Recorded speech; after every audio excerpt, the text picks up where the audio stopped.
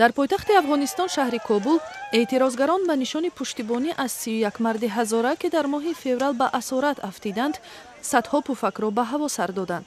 дар ин байн бо ишора ба гузориши ҳукумат аъзои парламенти Афғонистон иттилоъ доданд, ки эҳтимол дар чанд рӯзи оянда ин афрод озод шаванд.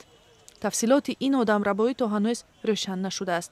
силоҳбадастон дар ҷануби Афғонистон ин афродро аз дохили 2 автобус берун кашида ба мусофирони дигар иҷозат доданд, ки сафари худро идома диҳанд.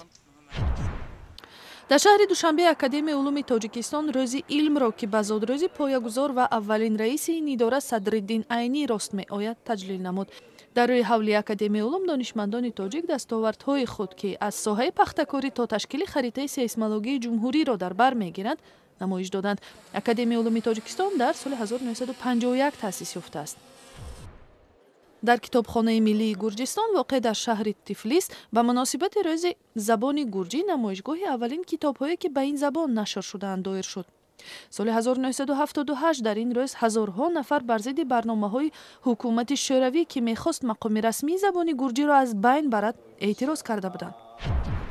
дар шаҳри шимолуғарбии пешавари Покистон ҳизбҳои сиёсӣ ба интихоботи маҳаллӣ омодагӣ мегиранд. ҳукумати марказӣ аз роҳи интихоботи демократӣ сари қудрат омадаи Покистон барои аввалин бор дар вилояти Хайбар Пахтунхва интихоботи маҳаллӣ барпо мекунад.